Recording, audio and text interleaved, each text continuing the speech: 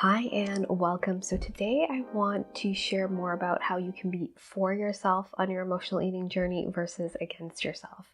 If you're new here, welcome. My name is Michelle. I'm a certified holistic nutritionist and emotional eating expert.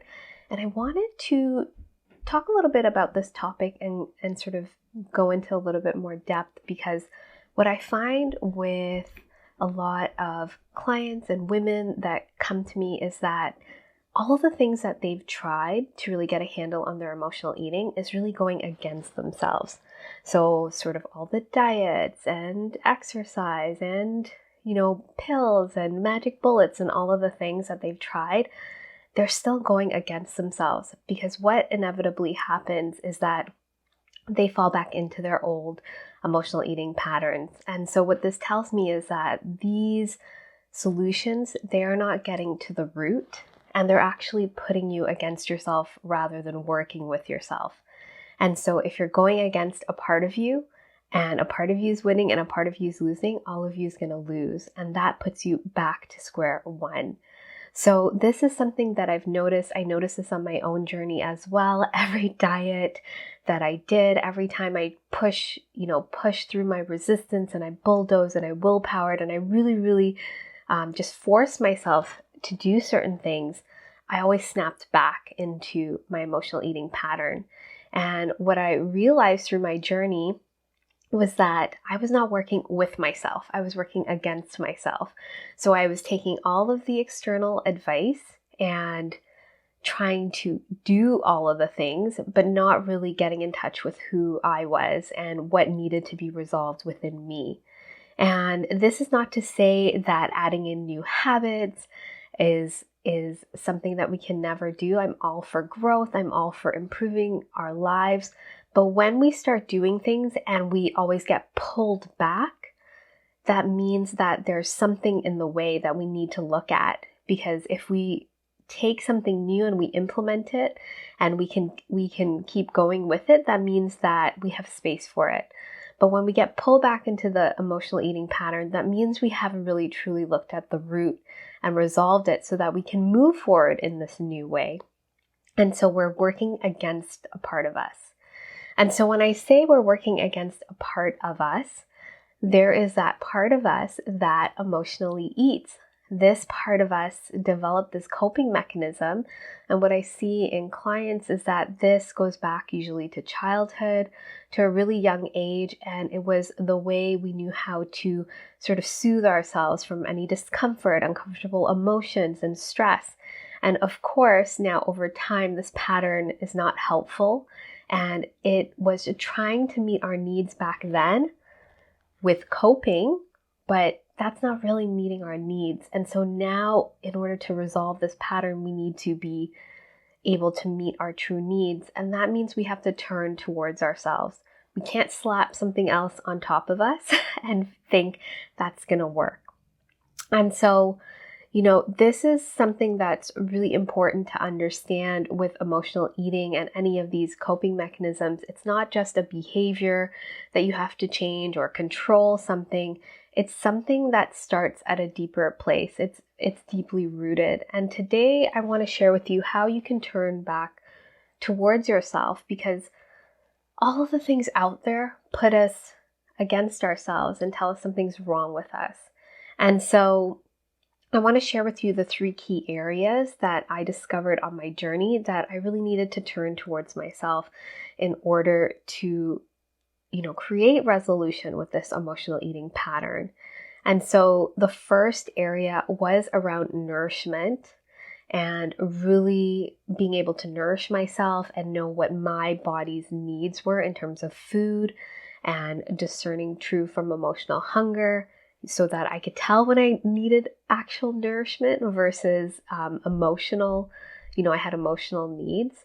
And so this is important, because when we do all the diets and we do, sort of the external things, they're telling us something is wrong with our body, and it's pushing us away from ourselves. And so we need to turn towards ourselves and start looking at what our body needs in terms of nourishment, in terms of when we need to eat and all of these things, so that we're more connected and we're meeting those needs. So there are these nourishment needs that the diet plans, they don't meet. The second key area that's important is going to be around body acceptance. And this is where we are looking at the rhythms of our body. So sort of the rhythm that our body needs, the energy levels, we're taking back our self-worth from just our body. We're learning body acceptance.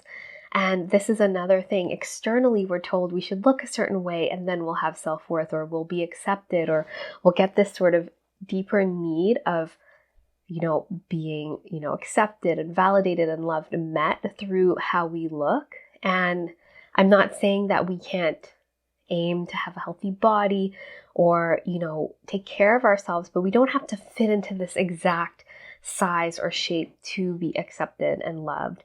And so this is where we turn towards ourselves and we look at what our body needs and meet those needs.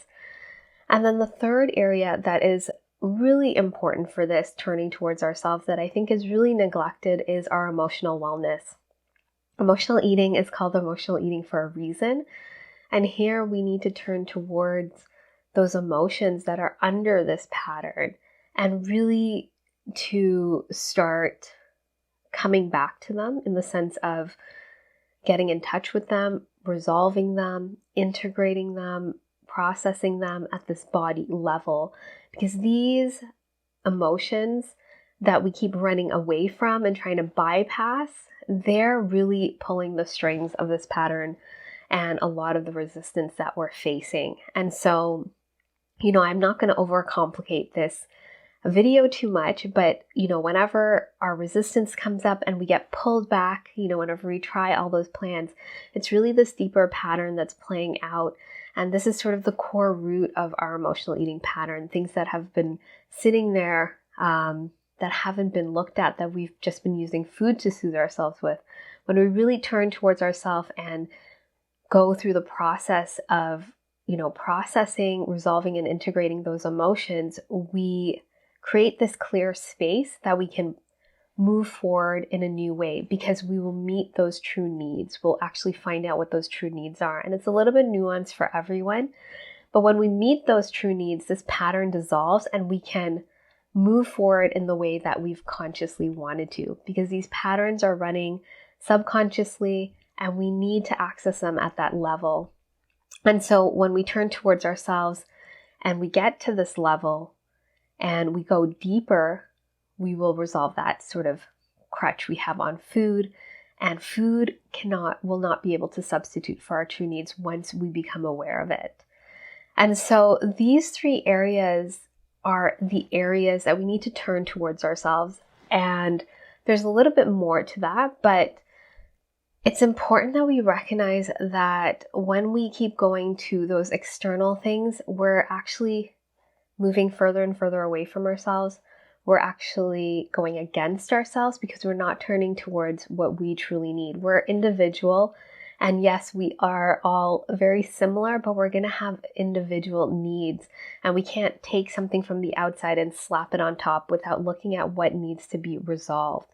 And so when we combine these three areas and really come back to ourselves, this emotional eating pattern starts dissolving, and you start feeling more whole, and you start feeling just naturally more confident and at ease in yourself, because you're no longer running away from yourself. You're no longer telling yourself something's wrong with you or you need fixing. You're actually understanding and learning about yourself.